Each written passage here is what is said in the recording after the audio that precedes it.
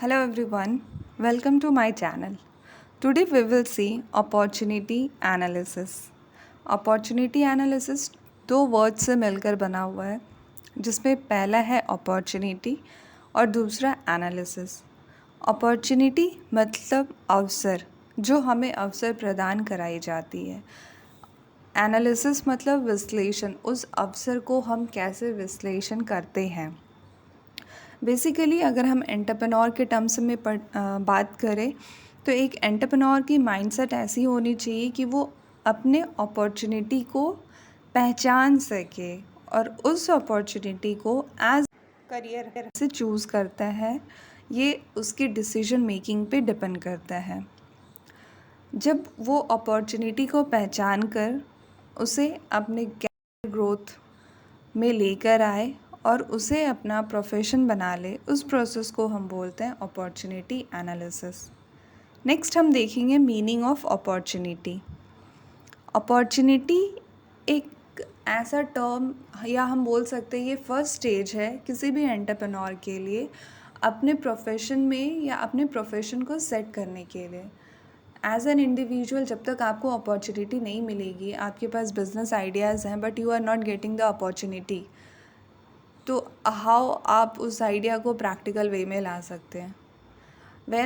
when you get the opportunity and then you turn that opportunity into your project or into your venture, that is the use of opportunity. Hope कि opportunity की meaning आपको clear होगी. Next हम देखेंगे concept of opportunity analysis. आखिर opportunity analysis का concept है क्या और ये हमें एक बिज़नेस में या एक वेंचर में क्यों ज़रूरत पड़ती है. सपोज़ आपने डिसाइड किया कि आपको एक बिज़नेस स्टार्ट करनी है और उसके लिए आपको किन किन चीज़ों की ज़रूरत पड़ने वाली है. तो इसके लिए आप मार्केट में रिसर्च करेंगे कि कौन से आपके पहले से कितने कॉम्पिटिटर्स हैं.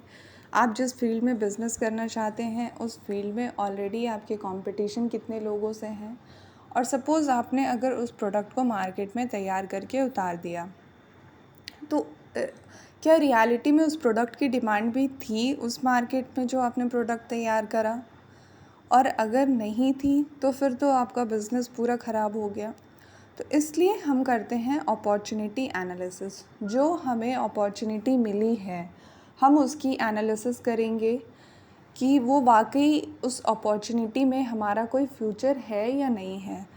बस हमें एक अपॉर्चुनिटी मिली और हमने सोचा कि अब हमें इस प्रोडक्ट में ही बिज़नेस तैयार करना है, बट ना तो उस प्रोडक्ट की मार्केट में डिमांड थी और ना ही कस्टमर्स को उस प्रोडक्ट की रिक्वायरमेंट थी. तो क्या होगा, इस तरीके से हमारा बिज़नेस स्टार्ट होने से पहले ही ख़त्म हो जाएगा. So this is the concept of opportunity analysis कि अपॉर्चुनिटी की हम एनालिसिस करें, सारे फील्ड में हम इंक्वायरी करें, रिसर्च करें और उसके बाद हम डिसीजन लें कि वाकई में जो हमें अपॉर्चुनिटी मिली है वो हमारे लिए अपॉर्चुनिटी ही साबित होगी या फिर वो हमारे लिए फेलियर साबित होगी. अब हम देखते हैं मीनिंग ऑफ अपॉर्चुनिटी एनालिसिस. यहाँ तक अब आपको क्लियर हो गया होगा अपॉर्चुनिटी एनालिसिस क्या है, कॉन्सेप्ट क्या है उसका. अब मीनिंग हम देखते हैं. Opportunity analysis is the process of identifying and exploring revenue enhancement और एक्सपेंस रिडक्शन. हम जब अपॉर्चुनिटी एनालिसिस कर लेते हैं तो हमें ये समझ में आ जाता है कि उस बिज़नेस से हमें प्रॉफिट होने वाली है, हम रेवेन्यू जनरेट करने वाले हैं या फिर हमें लॉस होने वाली है. रिडक्शन हमारे बिज़नेस में कितना आ सकता है, कहाँ पे हमें कितने रिडक्शन की ज़रूरत है या किस फील्ड में हमें और ज़्यादा काम करने की ज़रूरत है, हमें मार्केट में सर्वे की ज़्यादा ज़रूरत है या फिर हमें कस्टमर से डायरेक्ट लिंक बनाने की ज़रूरत है. और अदर फील्ड में जब हम एनालिसिस करते हैं तो हमें ये पता चलता है कि हमारा बिज़नेस हम कितने अच्छे से सेट कर सकते हैं. अब हम देखेंगे फैक्टर्स जो अपॉर्चुनिटी एनालिसिस को इन्फ्लुएंस करते हैं. ऐसे कौन कौन से फैक्टर्स हैं. पहला है कॉम्पिटिटिव एनालिसिस.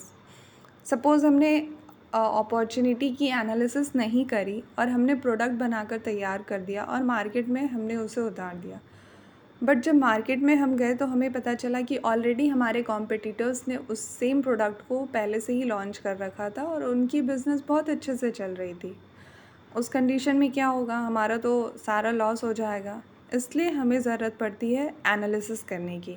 जो भी अपॉर्चुनिटी हमें मिली है, हमें उसे एनालिसिस करनी चाहिए। नेक्स्ट पॉइंट है हमारा डिमांड फॉरकास्टिंग। डिमांड फॉरकास्टिंग से हमें ये पता चलेगा कि हमने जो प्रोडक्ट तैयार करा वो प्रोडक्ट की डिमांड मार्केट में है या नहीं। तो उस अपॉर्चुनिटी की एनालिसिस करने से हमें ये सब पता चल सकता है। नेक्स्ट है हमारा टारगेटेड मार्केटिंग। जब हमने एनालिसिस करा कि जिस प्रोडक्ट को हम तैयार कर रहे हैं वो प्रोडक्ट मार्केट में कौन से ग्रुप के लोग यूज़ कर रहे हैं। सपोज़ मैंने स्टोरी बुक बनाई तो मैं ये देखूँगी कि उस स्टोरी बुक को पढ़ने वाले की एज ग्रुप क्या है और मैं उसी टारगेट ग्रुप को मार्केट में फ़ोकस करूँगी। नेक्स्ट है हमारा मार्केट रिसर्च। अब हम मार्केट में जाकर एनालिसिस करेंगे कि कौन से मार्केट की क्या रिक्वायरमेंट है। अगर मुझे बुक्स बनानी है तो वो उस मार्केट में वैसे कस्टमर्स हैं भी या नहीं जो बुक्स को ख़रीदेंगे और बुक्स को पढ़ेंगे। तो ये सब हमें अपॉर्चुनिटी एनालिसिस से ही पता चलेगी। जब हम सिचुएशन की एनालिसिस करेंगे, जो अपॉर्चुनिटी हमें दी गई है उस अपॉर्चुनिटी की हम एनालिसिस करेंगे तो ही हमारा आइडिया एज अ वेंचर और एज अ बिज़नेस क्रिएट हो सकता है। Next we will see advantages of opportunity analysis. I hope कि आपको यहाँ तक क्लियर हो गई होंगी।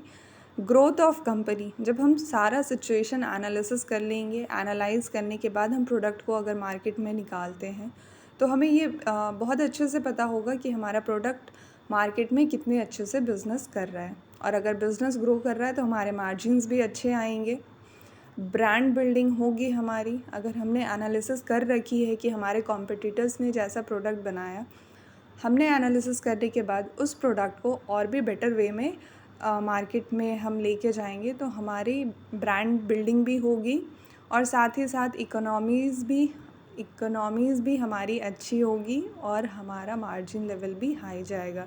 तो ये सारे थे आपके advantages of opportunity analysis.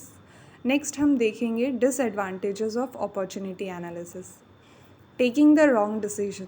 Suppose हमने रिसर्च करी बट हमारा डिसीजन समवेयर वो रॉन्ग हो जाता है जो कि कंपनी के ग्रोथ में काम नहीं आता है। उस वक्त क्या होगा, हमारा जो बिज़नेस है वो बहुत रेज़ नहीं कर पाएगा और कहीं ना कहीं वो अनसक्सेसफुल हो जाएगा। Loss of reputation, just because of एक रॉन्ग डिसीजन से हमने प्रोडक्ट को भी से हमारे प्रोडक्ट का भी सेल इफ़ेक्ट होगा तो उससे क्या होगी, कंपनी की रेपुटेशन ख़राब हो सकती है। Dead investment.